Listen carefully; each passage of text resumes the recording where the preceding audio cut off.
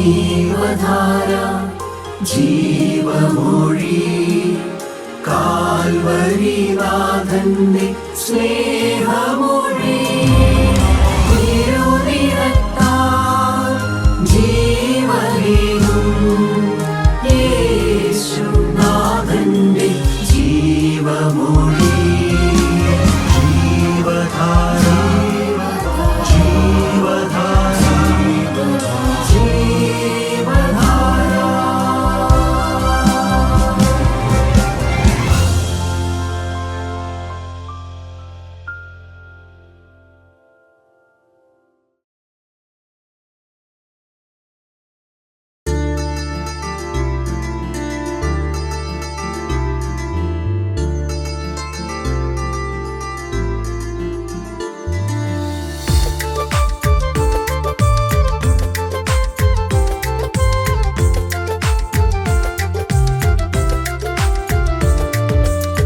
നാഥൻ വരും നാളിൽ നാഥനോടന്നാളിൽ നാടും വീടും വിട്ട് നാം ചേരും സിയോനിൽ നാടും വീടും വിട്ട് നാം ചേരും സിയോനിൽ.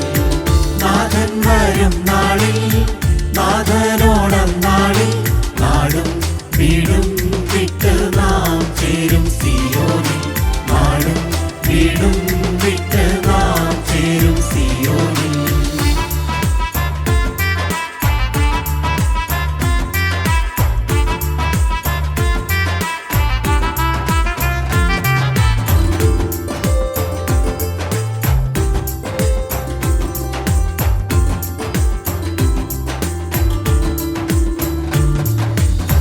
രോഗവും ശോകവുമില്ലവിടെ ആശ നിരാശയും ലേശമില്ല. രോഗവും ശോകവുമില്ലവിടെ ആശ നിരാശയും ലേശമില്ല. നിത്യാനന്ദം തിരുപാദമെന്താനന്ദം സത്യസനാതന നിത്യസുഖം. നിത്യാനന്ദം തിരുപാദമെന്താനന്ദം സത്യസനാതന നിത്യസുഖം. നാഥൻ വരും നാളിൽ നാഥനോടന്നാളിൽ നാടും വീടും വിട്ട് നാം ചേരും സിയോനിൽ നാടും വീടും വിട്ട് നാം ചേരും സിയോനിൽ.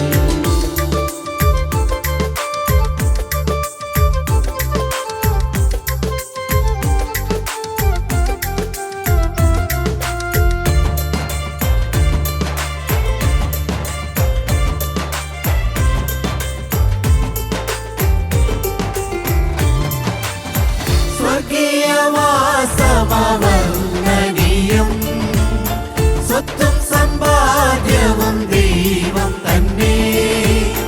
സ്വർഗീയവാസമവർണ്ണനീയം സ്വത്തും സമ്പാദ്യവും ദൈവം തന്നെ.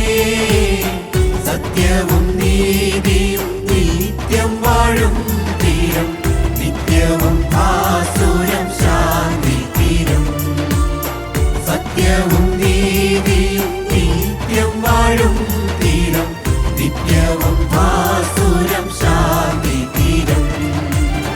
നാഥൻ വരും നാളിൽ നാഥനോടന്നാളിൽ നാടും വീടും വിട്ട് നാം ചേരും സിയോനിൽ നാടും വീടും വിട്ട് നാം ചേരും സിയോനിൽ.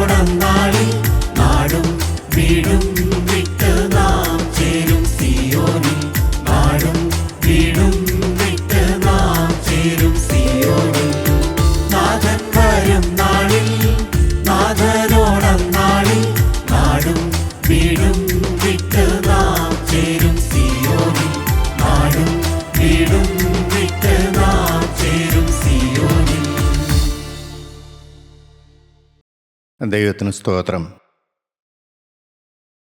ജീവനുള്ള ദൈവത്തിൻ്റെ കാൽപ്പാദത്തിൽ വീണ്ടും നമുക്ക് ചേർന്നിരിപ്പാൻ അവസരങ്ങൾ അനവധിയായി നമുക്ക് തരുന്നു. ഇതിന് പ്രയോജനപ്പെടുത്തി നിത്യജീവൻ്റെ അവകാശം പ്രാപിക്കുക എന്നുള്ള ഏക ലക്ഷ്യമല്ലാതെ വേറെ ഒന്നും നമ്മുടെ മുമ്പിലില്ല. അല്പനേരത്തെ ചിന്തിക്കായിട്ട് ഇയ്യോബിൻ്റെ പുസ്തകം 42-ാം അധ്യായത്തിൻ്റെ 5ഉം 6ഉം വാക്യം നമുക്ക് വായിക്കാം. ഞാൻ നിന്നെക്കുറിച്ചൊരു കേൾവി മാത്രമേ കേട്ടിരുന്നുള്ളൂ, ഇപ്പോഴോ എൻ്റെ കണ്ണാൽ നിന്നെ കാണുന്നു. ആകയാൽ ഞാൻ എന്നെ തന്നെ വെറുത്ത് പൊടിയിലും ചാരത്തിലും കിടന്ന് അനുതപിക്കുന്നു. വളരെ ഗൗരവമേറിയ ഒരു ആത്മീയ അനുഭവമാണ് ഇയ്യോബ് തൻ്റെ ജീവിതത്തിൽ കൂടെ പറയുന്നത്. ഞാൻ നിന്നെക്കുറിച്ചൊരു കേൾവി മാത്രമേ കേട്ടിരുന്നുള്ളൂ. ഇയ്യോബ് പറയുന്നൊരു കാര്യമാണ്. നല്ല പ്രായമുള്ള ഇയ്യോബ് ആത്മീയ കാഴ്ചപ്പാടിൽ വർഷങ്ങൾ ജീവിച്ച ഇയ്യോബ് അവൻ്റെ ഒരു അനുഭവമാണ്, ദൈവത്തെക്കുറിച്ച് ഞാനൊരു കേൾവി മാത്രമേ ഉണ്ടായിരുന്നുള്ളൂ. ഇന്ന് അനേകരുടെ ജീവിതത്തിലേക്ക് നോക്കിയാൽ നമുക്ക് പെട്ടെന്ന് മനസ്സിലാകുന്നൊരു കാര്യമാണ്, എല്ലാ മനുഷ്യരും അവരവർക്ക് മനസ്സിലായ രീതിയിലൊരു ദൈവത്തെ കണ്ടുകൊണ്ട് അവർ ജീവിക്കുകയാണ്. എല്ലാവർക്കും അനുസരിക്കാൻ ദൈവത്തിൻ്റെ വചനം നമുക്കുണ്ട്. എങ്കിലും ആ വചനം മാറ്റിവെച്ചിട്ട് ഇത്രയും നാളും അവരവരുടെ ജീവിതം കൊണ്ടും അനുഭവങ്ങൾ കൊണ്ടും പഠിച്ചതുമായ ഒരു ദൈവത്തെ പിന്നാലെ പോവുകയാണ്. പലരുടെയും ആ കാഴ്ചപ്പാട് വ്യത്യസ്തമാണ്. അതെല്ലാം സാക്ഷാൽ ആത്മീയമാണോ എന്ന് ചോദിച്ചു കഴിഞ്ഞാൽ ജീവിതത്തിലെ പരിവരുത്ത യാഥാർത്ഥ്യങ്ങൾ വരുമ്പോഴാണ് ഈ ആത്മീയത്തിൻ്റെ പൊള്ളത്തരം നമുക്ക് മനസ്സിലാകുകയുള്ളൂ. വാസ്തവത്തിൽ ഒന്ന് കണ്ണ് തുറന്നു കിട്ടുക എന്ന് പറയുന്നൊരു അനുഭവം ആത്മീയ ജീവിതത്തിലുണ്ട്. എന്ത് കണ്ണാണ്?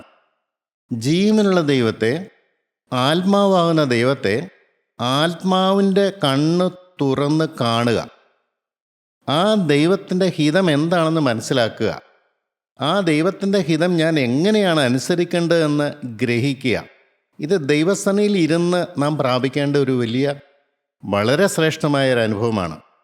വർഷങ്ങൾ പ്രായമുള്ള ഇയ്യോബിനെക്കുറിച്ച് പറയുന്നത്, അവൻ നിഷ്കളങ്കനാണ്, നേരുള്ളവനാണ്, ദൈവഭക്തനാണ്, ദോഷം വിട്ടകലുന്നവനാണ്.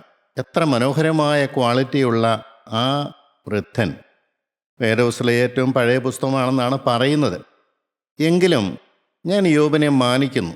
ഇയ്യോബിന് ലഭിച്ച കാഴ്ചപ്പാട് വെച്ചിട്ട് ഇയ്യോബിന് ദൈവത്തെക്കുറിച്ചുള്ള കാഴ്ചപ്പാട് ഇന്നത്തെ പോലെ പ്രമാണങ്ങളൊന്നുമില്ല, ന്യായപ്രമാണമില്ല, പുതിയ നിയമങ്ങളൊന്നുമില്ല, വേദപുസ്തകമൊന്നും ഇല്ലാത്തൊരു കാലത്ത് ദൈവത്തെ മാനിക്കണം, ദൈവഭക്തനായിരിക്കണം, നേരും നിഷ്കളങ്കതയും ജീവിതത്തിൽ വേണം, ദൈവഭക്തി മുറുകെ പിടിക്കണം എന്ന് ഒരു തീരുമാനം എടുക്കുന്നത് പരിസരത്തുള്ള സകലരും ലോകത്തിലേക്കും പാപത്തിലേക്ക് ഇറങ്ങി പോകുമ്പോൾ ഒരു കാഴ്ചപ്പാട് ഒരു മനുഷ്യന് കിട്ടുക എന്ന് പറയുന്നത് നിസ്സാര കാര്യമൊന്നുമല്ല.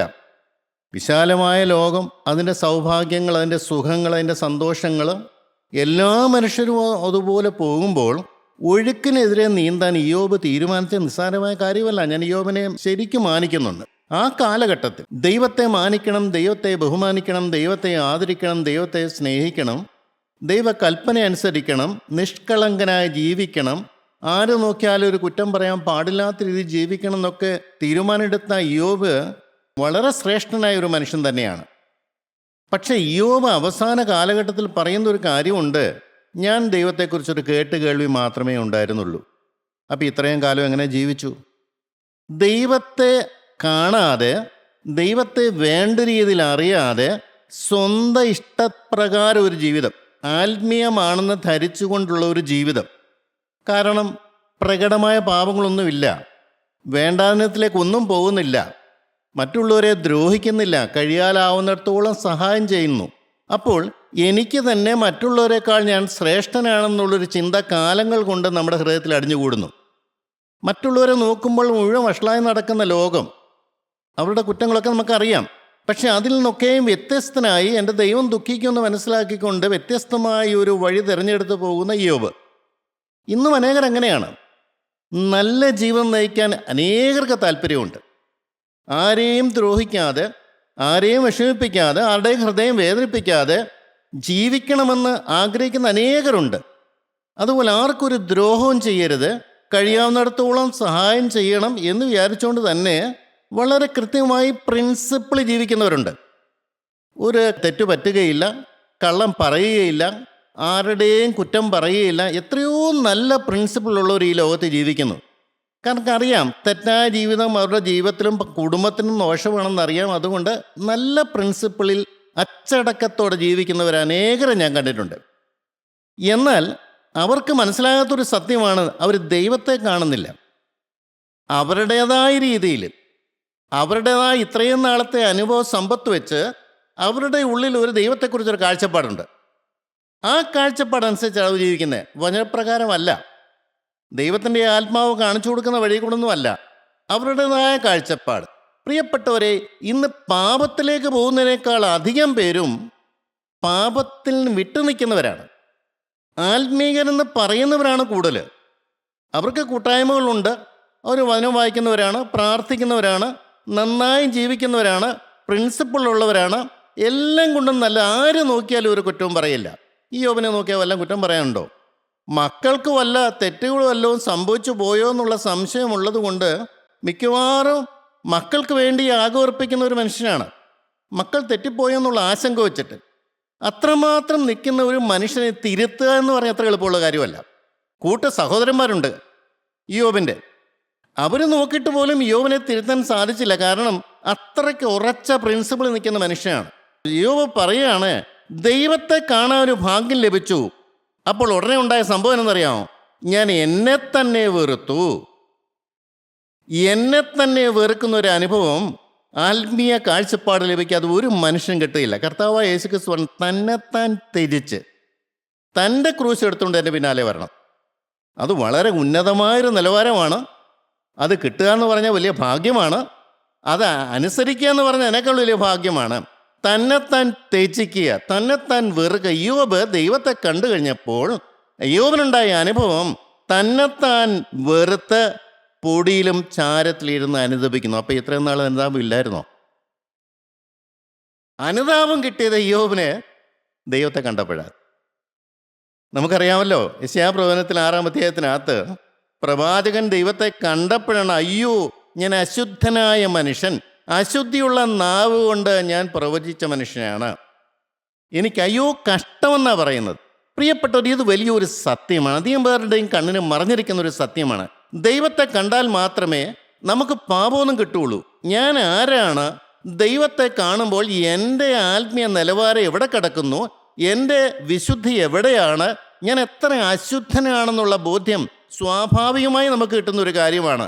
എന്നിട്ട് പറയാണ്, ഞാൻ എന്നെ തന്നെ വെറുക്കുന്നു. ഞാൻ ഇത്രമാത്രം ദൈവത്തിന് വിരുദ്ധമായി ജീവിക്കുന്ന മനുഷ്യനാണ് ഞാൻ ഇപ്പോഴാണല്ലോ അറിഞ്ഞത്. ഞാൻ ദൈവത്തിൻ്റെ ശത്രുവാണെന്ന് ഇപ്പോഴാണല്ലോ ഞാൻ മനസ്സിലായത്. ഇപ്പോഴും ഞാൻ സാത്താൻ ഇടം കൊടുത്തുകൊണ്ടാണല്ലോ ഞാൻ ജീവിക്കുന്നത്. എൻ്റെ സ്വയത്തിൽ കേന്ദ്രീകരിച്ചാണല്ലോ ഞാൻ ജീവിക്കുന്നതെന്നുള്ള അനവധി പാവബോധം കിട്ടിയിട്ട് എന്നെ തന്നെ വെറുത്ത് ചാരത്തിൽ ഇരുന്ന് അനുഭവിക്കുന്നു.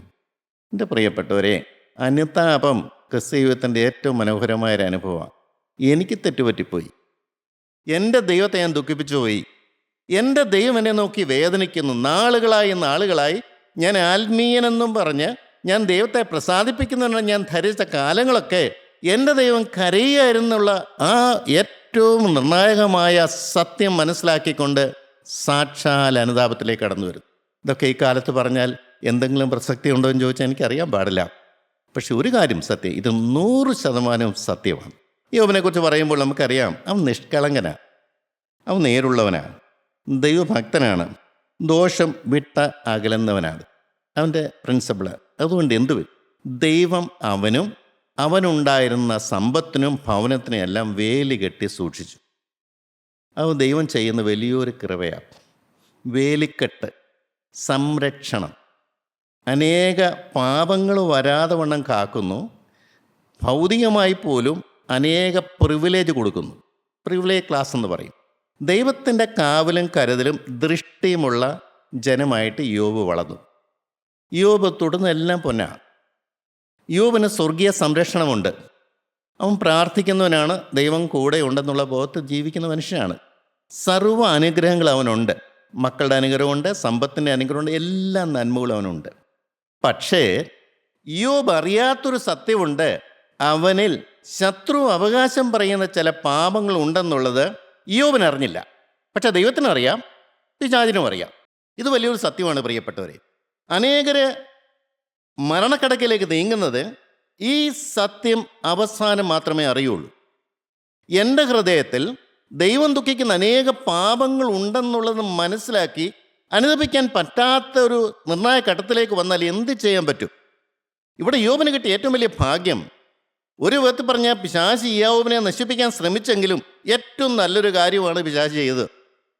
അവൻ ദൈവസന്നിധിയെ കടഞ്ഞു എന്നിട്ട് പറയുന്നു, നീ ഇയ്യോബിന് ഈ വേലി കെട്ടിയിരിക്കുന്നതിൻ്റെ പിന്നിലുള്ള ഉദ്ദേശം എന്താണ്? ദൈവം പ്രത്യേകിച്ചൊന്നും വേണ്ടല്ല, കാരണം വെറുതെ കൊണ്ടില്ല, നീ യോബിൻ്റെ മേൽ കണ്ണുവെച്ചൊന്നാണ് ചോദിക്കണത്. ദൈവം യോബിനെ മറയ്ക്കാൻ ശ്രമിക്കുക, പ്രൊട്ടക്റ്റ് ചെയ്യാൻ നോക്കുക.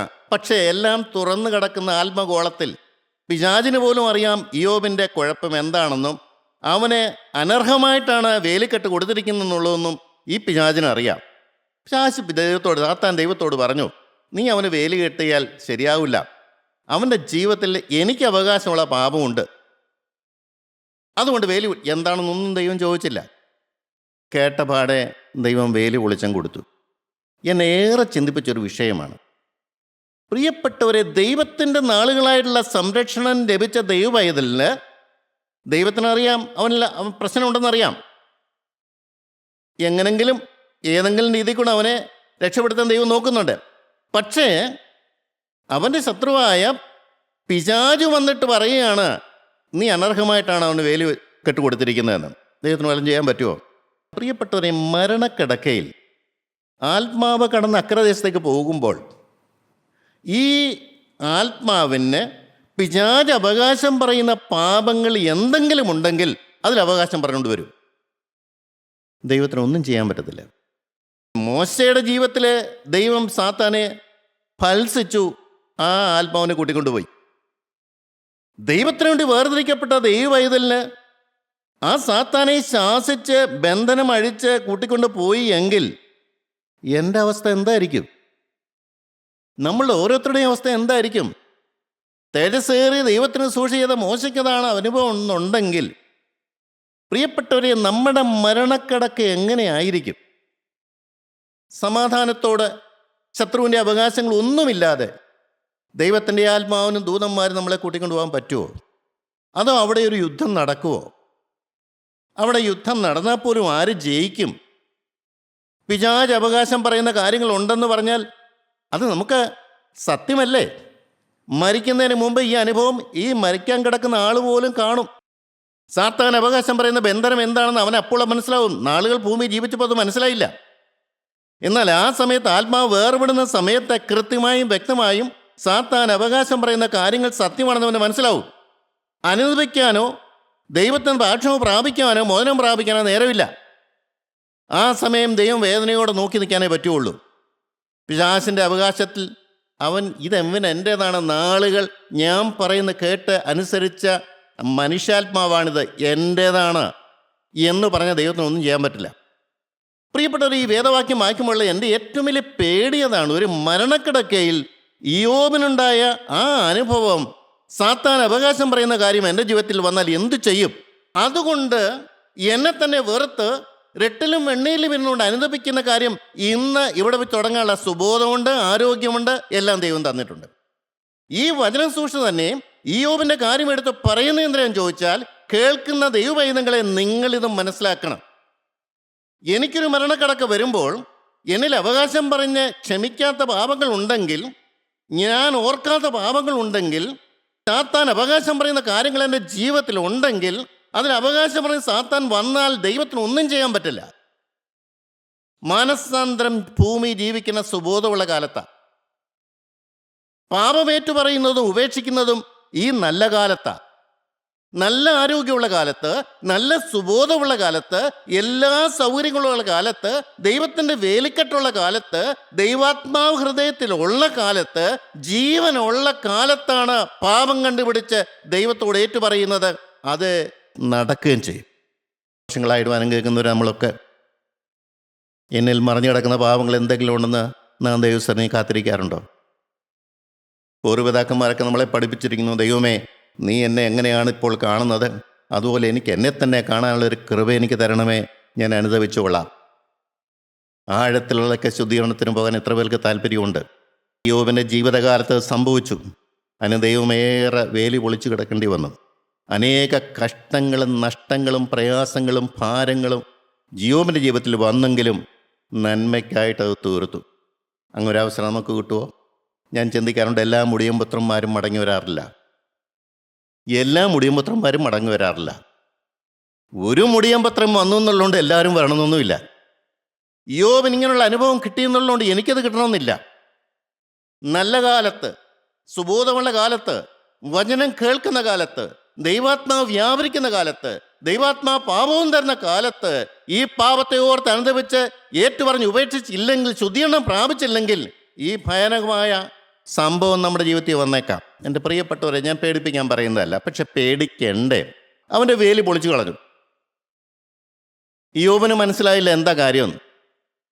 കാരണം പറഞ്ഞു കൊടുത്താൽ അവൻ അംഗീകരിക്കത്തില്ലെന്ന് ദൈവത്തിനും അറിയാം. അനുഭവങ്ങളിൽ കൂടെ പഠിക്കട്ടെ എന്ന് ദൈവം വിചാരിച്ചു. ചിലർക്ക് അങ്ങനെയാണ്, അനുഭവങ്ങളിൽ കൂടെ പഠിച്ചാലേ അവർ മനസ്സിലാക്കുള്ളൂ. യോബിനോട് ആരെങ്കിലും പറയാം, നിനക്ക് പരീക്ഷത്വമുണ്ട്, നിനക്ക് നിന്നെക്കുറിച്ച് തന്നെ നല്ല അഭിപ്രായമാണ് എന്നൊക്കെ പറഞ്ഞാൽ ആരിലും അംഗീകരിക്കുമോ? യോബ് തനിക്ക് തന്നെ നീതിമാനായി തോന്നി. അത് പാറ പോലെ ഉറച്ചിരിക്കുക പരീക്ഷത്വം. എനിക്ക് തെറ്റൊന്നുമില്ല. എന്തെല്ലാം കാര്യങ്ങളാണ് പറയുന്നത്. ഞാൻ ഒന്ന് എഴുതിയെടുത്ത് കേട്ടോ. യോബിൻ്റെ പുസ്തകത്തിൽ യോബ് പറയുന്ന 20 അധ്യായങ്ങളുണ്ട്. യോബിൻ്റെ ക്രിസ്തീയ കൂട്ടുകാർ വന്ന് 15 അധ്യായം സംസാരിക്കുന്നുണ്ട്. ദൈവം 4 അധ്യായം പറയുന്നുണ്ട്. ഈ 20 അധ്യായങ്ങൾ മുഴുവൻ എന്താണ്? അവനെക്കുറിച്ച് ന്യായീകരണം പറയുകയാണ്.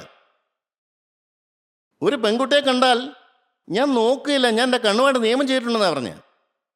അനാഥരായിട്ട് ആരുമില്ല, എല്ലാവർക്കും ഞാൻ അപ്പനായിരുന്നുണ്ട്. വസ്ത്രമില്ലാതിരിക്കുന്നവരെ ആരിവിടെ ഇല്ല, ഞാൻ അവർക്ക് വസ്ത്രം കൊടുത്തിട്ടുണ്ട്. ഭക്ഷണമില്ലാത്തവർക്ക് ഞാൻ ഭക്ഷണം കൊടുത്തു. ഒത്തിരി ന്യായപ്രവർ 20 അധ്യായം മുഴുവൻ, ആ പുസ്തകത്തിൽ 20 അധ്യായം മുഴുവൻ യോബിൻ്റെ ന്യായീകരണങ്ങളാണ്. ഇങ്ങനെയുള്ളവരെ മാറ്റാൻ പറ്റുമോ? എൻ്റെ പ്രിയപ്പെട്ടവരെ, നമ്മളൊന്ന് ആലോചിച്ചു, ആരെങ്കിലും നമ്മളോടൊരു പാപബോധത്തിൻ്റെ എന്തെങ്കിലും കാര്യം നമ്മൾ അംഗീകരിക്കുമോ? ദൈവത്തിൻ്റെ ആത്മാവായിരിക്കാം ആ വ്യക്തിയിൽ കൂടെ നമ്മളോട് സംസാരിക്കുന്നത്. ഇരുന്ന് ശാന്തമായിട്ട്, ഒന്നും പറഞ്ഞില്ലെങ്കിലും ശാന്തമായിട്ടും ചിന്തിക്കാൻ പാടല്ലേ? ഈ പറഞ്ഞതിനകത്ത് എന്തെങ്കിലും അർത്ഥമുണ്ടോ? ദൈവമേ, ഇതിൽ ഞാൻ എന്താ ചെയ്യേണ്ടത്? എവിടെയാണ് ഞാൻ തെറ്റ്? എനിക്കുണ്ടോ തെറ്റ്? ശത്രുവകാശം പറയുന്നുണ്ടോ? നീ എന്നെ നോക്കി കരയുകയാണോ കർത്താവേ? എനിക്കൊന്ന് മനസ്സിലാക്കി തരുന്നത് പ്രാർത്ഥന ദൈവം കേൾക്കില്ലേ? നമ്മൾ ആരെയാണ് വിശ്വസിക്കുന്നത് പ്രിയപ്പെട്ടവരെ? ആവശ്യങ്ങൾ പറഞ്ഞു ചെല്ലുന്നവനെ തിരസ്കരിക്കുന്നവനാണോ ദൈവം? എൻ്റെ അടുക്കൽ വരുന്നവനെ ഞാൻ ഒരു നാളും തള്ളിക്കളയില്ലെന്ന് പറഞ്ഞതിൻ്റെ കാരണം ഇതാണ്. ഒന്നാം സ്ഥാനം നമ്മുടെ ഹൃദയത്തിൻ്റെ ശുദ്ധീകരണമാണ് പ്രധാനപ്പെട്ട കാര്യം. ലോകകാര്യങ്ങൾ ദൈവം തരുമായിരിക്കും, തരത്തില്ലായിരിക്കും, അത് ദൈവത്തിൻ്റെ കാര്യപരിപാടിയാണ്. പക്ഷെ ഉറപ്പായിട്ട് തരുന്നൊരു കാര്യമുണ്ട്. എൻ്റെ പാപത്തെക്കുറിച്ച് എനിക്ക് പാപവും തരണമേ എന്ന് പറഞ്ഞുകൊണ്ട് ദൈവസന്നിധിയിൽ ചെന്ന് കഴിഞ്ഞാൽ ഒരിക്കലും ദൈവം മുഖത്തിരിക്കത്തില്ല. ലോകകാര്യങ്ങൾ ദൈവം അത് തന്നാൽ എൻ്റെ ആത്മാവിന് കുഴപ്പമാണെന്ന് കണ്ടാൽ ചിലപ്പോൾ തരണമെന്നില്ല. അത് ദൈവത്തിൻ്റെ കാര്യമാണ്. ഭാവി നോക്കിക്കൊണ്ട് അവന് നന്മ ഏതാണെന്ന് വെച്ചാൽ ദൈവം തരും. നാം പ്രാർത്ഥിക്കുന്നതെല്ലാം ദൈവം തരണമെന്നില്ല. നമുക്ക് നല്ലത് ഏതാണ്, നമുക്ക് ആത്മീയത്തിൽ നിലനിൽക്കാൻ പറ്റുന്നതാണോ എന്ന് ദൈവം നോക്കിയിട്ട് ദൈവം നമുക്ക് ചെയ്തു തരുന്നു. പക്ഷെ ഒരു കൺസെൻറ്റ് കൊടുക്കണം, കർത്താവേ നിൻ്റെ ഇഷ്ടം നടന്നാൽ മതി. ഇവിടെ ന്യായം പറയുകയാണ്. യോബ് 20 അധ്യായങ്ങൾ ന്യായം പറയുന്നുണ്ട്. അവന് പാപബോധം കൊടുക്കാൻ വേണ്ടി 15 അധ്യായത്തോളം അവൻ്റെ സഹകൂട്ടുകാര്, ക്രിസ്തീയ കൂട്ടുകാര് അവൻ്റെ അടുത്ത് എന്നിട്ട് വചനം പറയണമെന്നും യോബ് അംഗീകരിക്കത്തില്ല. ദൈവത്തിന് പോലും 4 അധ്യായം സംസാരിക്കേണ്ടി വന്നു. ഞാൻ മനസ്സിലാക്കി മനുഷ്യ ഹൃദയം എത്ര കട്ടി പിടിച്ചതാണ്. ഞാൻ അനേകരെ കാണാറുമുണ്ട്. അങ്ങനെ എന്ത് പറഞ്ഞാലും അംഗീകരിക്കത്തില്ല. അവർക്ക് അവരുടേതായ സ്റ്റാൻഡ്, അവരുടേതായ തീരുമാനം, അവരുടേതായ ആത്മീയം. ഇത് വളരെ അപകടം പിടിച്ചൊരു കാര്യമാണ്. ഫ്ലെക്സിബിളായേ പറ്റുള്ളൂ. ദൈവം നേരിട്ട് ഇറങ്ങി വന്ന് ആരോടും സംസാരിക്കത്തില്ല. വേദപുസ്തകം വായിക്കുമ്പോൾ സംസാരിക്കാം, നടന്നു പോകുമ്പോൾ സംസാരിക്കാം, കൂട്ട് സൗരന്മാർ പറയുമ്പോൾ സംസാരിക്കാം, വചനം കേൾക്കുമ്പോൾ സംസാരിക്കാം. അത് ദൈവത്തിൻ്റെ കാര്യമാണ്. ഏത് രീതിയിൽ കൂടെ ഇടപെട്ടാലും വിനയപ്പെടാനും വിധേയപ്പെടാനും സാധിച്ചാൽ നമ്മൾ രക്ഷപ്പെട്ടു. ദൈവത്തിന് സ്തോത്രം. പ്രിയപ്പെട്ടവരെ, ഈ ദൈവത്തെ തിരിച്ചറിയാതെ പോയ കാലങ്ങൾ നഷ്ടം തന്നെയാണ്, സംശയമൊന്നുമില്ല. ദൈവത്തിൻ്റെ കരങ്ങളിലെടുത്ത് ഉപയോഗിക്കാൻ പറ്റിയ നല്ല കാലങ്ങൾ നഷ്ടപ്പെടുത്തി പോയി. അതെല്ലാം കറുത്ത അധ്യായങ്ങൾ, പരീശത്വത്തിൽ കഴിഞ്ഞ കാലങ്ങൾ, എനിക്ക് തന്നെ നല്ലവനാണെന്ന് തോന്നിയ കാലങ്ങൾ, മറ്റുള്ളവരെ ഉപദേശിച്ച് നടന്ന കാലങ്ങൾ, അതെല്ലാം പാപമായിപ്പോയി. ദൈവം അതൊന്നും കണക്കിടുന്നില്ല. ദൈവം അതെല്ലാം കറുത്ത അധ്യായങ്ങളായി മാറ്റിക്കളഞ്ഞു. കാരണം ദൈവാത്മാവിനാലല്ല ശുശ്രൂഷ നടന്നത്. ദൈവത്തിന് സ്വാതന്ത്ര്യത്തോട് ആ വ്യക്തിയിൽ നിന്നുകൊണ്ട് ദൈവത്തിന് നാവെടുത്ത് ഉപയോഗിക്കാൻ പറ്റിയില്ല. ദൈവത്തിന് ആ മനുഷ്യൻ്റെ ഹൃദയത്തിൽ വസിച്ചുകൊണ്ട്, ഹൃദയം ശുദ്ധീകരിച്ചുകൊണ്ട് ദൈവത്തിൻ്റെ ആത്മാവ് ആ നാവിൽ കൂടെ സംസാരിക്കാൻ സാധിച്ചില്ലെങ്കിൽ അത് കറുത്ത കാലങ്ങൾ തന്നെയാണ്. ദൈവം ദുഃഖിച്ച കാലങ്ങൾ തന്നെയാണ്. ഇന്ന് നമുക്ക് ആരോഗ്യമുണ്ട്, കാലമുണ്ട്, ചിന്തിക്കാൻ നമുക്ക് തിരുത്താം. പ്രിയപ്പെട്ടവർ, ഇവിടെ പറയുന്ന തന്നെത്താൻ വെറുത്തുകൊണ്ട് അനുദപിക്കുന്നു. എത്ര കാലം? മരണത്തോളം. മരണത്തോളം അനുദപിക്കുന്ന ഒരു വ്യക്തിയായിട്ട് നമുക്ക് മാറാൻ പറ്റുമോ? എന്തിനീ ആയുസ്? തന്നെത്താൻ ഇനിയും വെളിപ്പെടുത്താത്ത കാര്യങ്ങൾ കർത്താവേ എന്താണ്? നീ എന്നെ നോക്കി ദുഃഖിക്കുന്ന കാര്യങ്ങൾ എന്തെല്ലാമാണ്? എനിക്ക് ന്യായാസനത്തിന് മുമ്പിൽ നിൽക്കുമ്പോൾ ഞാൻ ലജ്ജിതനായി പോകരുത്. എന്നെ മരണക്കിടക്കയിൽ ശത്രുവകാശം പറയുന്ന ഒരു കാര്യം ഉണ്ടാകാൻ പാടില്ല.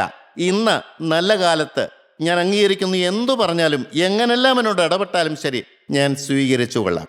അത് പഴയ നിയമത്തിൽ. ഇനി പുതിയ നിയമത്തിലേക്ക് കടന്നു വരുമ്പോൾ മനോഹരമായ ഒരു കഥാപാത്രമുണ്ട്. ഞാൻ എന്നും സന്തോഷത്തോടെ കേൾക്കുന്ന കാരണം ധനവാന്റെയും ലാസറിൻ്റെയും സംഭവകഥയിലെ ലാസർ. ഈ യോബിനുണ്ടായ അനേക കഷ്ടങ്ങൾ ഈ ലാസറിനും ഉണ്ടായി. ഒരു വാക്ക് ലാസർ പ്രതികരിക്കുന്നതായിട്ട് നാം കാണുന്നില്ല. അവന് പരാതിയില്ല, അവന് സങ്കടമില്ല, അവന് ദൈവത്തോട് അല്പം പോലും മുഷിവില്ല. അവൻ്റെ അടുത്തേക്ക് ഒരു മനുഷ്യനും വരികയില്ല. അവൻ്റെ ഒരു പ്രാർത്ഥനയും ദൈവം അംഗീകരിച്ചില്ല. അവൻ പ്രാർത്ഥിച്ച ഒന്നും ദൈവം കൊടുത്തുമില്ല. വല്ല പരിഭവം ഉണ്ടായിരുന്നു? 20 അധ്യായങ്ങൾ ന്യായം പറയാൻ വല്ലതും ഈ ലാസറിനുണ്ടോ? കർത്താവ് നാവെടുത്ത് പറഞ്ഞ ലാസറിനെ കുറിച്ച് ഒരക്ഷരം നാവെടുത്ത് അവൻ സംസാരിച്ചില്ല. ഞാൻ അത്ഭുതത്തോടെ നിന്നു. ദൈവമേ, ഇങ്ങനെയൊരു അനുഭവം ഉണ്ടല്ലോ. ഇത്രയും കഷ്ടപ്പാട്, ഇത്രയും ആകുലങ്ങൾ, ദാരിദ്ര്യം, പരമദാരിദ്ര്യം, ശരീരത്തിന് ഒരു സൗഖ്യവുമില്ല. നമ്മളുടെ ആരുടെയെങ്കിലും വ്രണത്തിൽ പട്ടി നക്കുന്ന ചരിത്രം കേട്ടിട്ടുണ്ടോ? അതിനുപോലും അതിനെ ആട്ടി ഓടിക്കാൻ അവന് കഴിഞ്ഞില്ല. ഞാൻ ചിന്തിച്ചു, ഈ പട്ടി നക്കുന്നതും ദൂതന്മാരുടെ തലോടലായിട്ട് അവന് തോന്നിക്കാണും. ദൈവത്തിന് സ്തോത്രം, ഒരു സുഖവും അവൻ അനുഭവിച്ചില്ല. അതുകൊണ്ട് ദൈവത്തെ കിട്ടിയില്ലേ? ഇന്ന് അനേകർ പറയുന്നത് എൻ്റെ സാഹചര്യം പ്രതികൂലമാണ്. പറയരുത്. എങ്ങനെ? നിങ്ങളെപ്പോഴും ഈ ലാസറിനെ ഓർക്കണം. എന്തെങ്കിലും അനുകൂലമുണ്ടോ? അവനെ കാണുന്ന ആരെങ്കിലും പറയുമോ ദൈവസാന്നിധ്യം ഉണ്ടെന്ന്? ജനമെല്ലാം പറയും അവൻ ശാപഗ്രസ്തനാണ്, അവൻ്റെ തലമുറ ശാപത്തിലാണ്, അവൻ എന്തോ വലിയ പാപം ചെയ്തിട്ടാണ്, അതുകൊണ്ടാണ് ഈ കെടുതി വന്നത്. ജനങ്ങളെല്ലാം പറയില്ലേ? ഇന്നും വെട്ടിത്തിളങ്ങുന്ന ഒരു കഥാപാത്രമാണ് കർത്താവ് പറഞ്ഞ ലാസർ. സാധിക്കില്ലേ? എൻ്റെ ജീവിതത്തിൽ അനുഭവം വന്നാൽ ഞാൻ എങ്ങനെ നിൽക്കും? കഷ്ടത വന്നാൽ പെറുപെറുക്കുവോ? കടം വന്നാൽ പെറുപെറുക്കുവോ? ഒരു മനുഷ്യനും മൈൻഡ് ചെയ്യുന്നില്ല. എല്ലാവരും ചെളി വാരി എറിയാണ്. ഹൃദയം സംസ്കൃതമായിട്ടും സമാധാനമായിട്ട് നിൽക്കുമോ? ദൂതന്മാർ അവനെ ശുശ്രൂഷ ചെയ്തുകൊണ്ടിരുന്നു. കർത്താവ് അവിടെ കാട്ടിലേക്ക്, മരുഭൂമിയിലേക്ക് 40 ദിവസം ഉപസിക്കാൻ പോയപ്പോൾ ഒരു വാക്ക് എഴുതിയിട്ടുണ്ട്, ദൂതന്മാരവനെ സംരക്ഷിച്ചുകൊണ്ടിരുന്നു. അതേ ദൂതന്മാർ തന്നെ ലാസറിൻ്റെ കൂടെ കഴിയാണ്. കഷ്ടതയിൽ, ദാരിദ്ര്യത്തിൽ, ഏകാന്തതയിൽ, എല്ലാവരും ഒറ്റപ്പെടുത്തുമ്പോൾ, ആരുമില്ലാന്ന് തോന്നുമ്പോൾ, പട്ടി നക്കുമ്പോഴും ദൂതന്മാരവനെ ശുശ്രൂഷിച്ചുകൊണ്ടിരിക്കുകയാണ്. സ്തോത്രം. ഇതാണ് പ്രിയരെ ആത്മീയം എന്ന് പറയുന്നത്.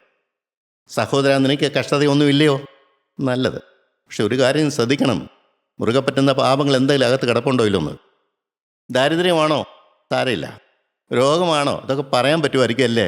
ഇല്ല പ്രിയരെ, ഇതും എൻ്റെ ജീവിതത്തിൽ വരുമെന്ന് തന്നെ ചിന്തിച്ചുകൊണ്ടാണ് നിൽക്കുന്നത്. ഞാൻ പലപ്പോഴും പറയാറുണ്ട്, ഉളുക്ക് കൊടുത്തുള്ള അനുഗ്രഹമുണ്ട്, ഉളുക്കില്ലാതെ അനുഗ്രഹം കിട്ടും. ദൈവത്തിന് ഒരാളെ അനുഗ്രഹിക്കണം എന്നുണ്ടെങ്കിൽ ഉളുക്ക് കൊടുത്തിട്ടേ പറ്റുള്ളെങ്കിൽ ഉളുക്ക് കൊടുക്കും. പക്ഷെ ജീവിതകാലം മുഴുവൻ ആ ഉളുക്കോടുകൂടി ജീവിക്കേണ്ടി വന്നു യാക്കോബ്.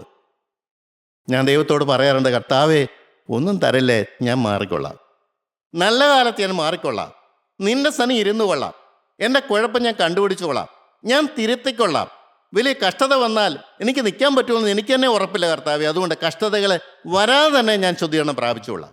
നമ്മൾ ചിന്തിക്കണം, ഓരോ കഥാപാത്രവും നമുക്കുള്ള വാണിങ്ങാണ്. ഏത് കഥാപാത്രത്തെക്കുറിച്ച് വായിച്ചാലും അത് എൻ്റെ ജീവിതത്തിൽ എനിക്ക് ദൈവം തരുന്നൊരു വാണിങ്ങാണ്. ഇങ്ങനെയാണ് നമ്മൾ ശുദ്ധീകരണം പ്രാപിക്കുന്നത്. എൻ്റെ പ്രിയ സഹോദരങ്ങളെ, നമ്മളിതെല്ലാം കേൾക്കുന്നുണ്ട്, കാണുന്നുണ്ട്, അറിയുന്നുണ്ട്. നിങ്ങളുടെ ജീവിതം എങ്ങനെയാണ്? നിങ്ങളുടെ ജീവിതം ഈ ദൈവത്തെ പ്രസാദിപ്പിക്കാൻ വേണ്ടിയാണ് വേർതിരിക്കുന്നത്. നമുക്ക് വരുന്ന പ്രശ്നങ്ങൾ, കഷ്ടതകൾ, സങ്കടങ്ങൾ, ദാരിദ്ര്യങ്ങൾ, ബുദ്ധിമുട്ടുകൾ, ദൈവനെ കൈവിട്ടും ചിന്തിക്കുമ്പോഴും ദൈവനെ മറന്നുപോയെന്ന് ചിന്തിക്കുമ്പോഴും ഇല്ല, ഒരിക്കലും മറക്കയില്ല, അവൻ കൂടെ തന്നെ കാണും. ദൈവത്തിന് ഒരേ ഒരു ലക്ഷ്യമുള്ളൂ, നിന്നെ കഴുകി വെടിപ്പാക്കി അവനിരിക്കുന്ന സ്ഥലത്തേക്ക് കൂട്ടിക്കൊണ്ടു പോകണം. സഹോദരാ, നിൽക്കുന്ന മനസ്സാണോ? നല്ല കാലം പഴക്കി കളയല്ലേ. ആത്മാവ് ഇറങ്ങുന്ന കാലം, വചനം ഇറങ്ങുന്ന കാലം, ദൈവം കൂടെയുള്ള കാലം, ദൂതന്മാരുള്ള കാലം, നീ സമാധാനത്തോട് നിന്റെ ഹൃദയത്തിലേക്ക് നോക്കിക്കൊണ്ട് ശത്രുവിൻ്റെ അവകാശം മാറ്റി കഴിഞ്ഞാൽ സ്വർഗത്തിലെ ദൂതന്മാർ നിന്റെ സംരക്ഷണമായി നിന്നുകൊണ്ട് നിന്നെ തക്ക സമയത്തെ കൂട്ടിക്കൊണ്ടുപോകും. ദൈവനാമം മാത്രം മഹത്വപ്പെടാൻ ഇടയട്ടെ. ദൈവത്തിന് സ്തോത്രം.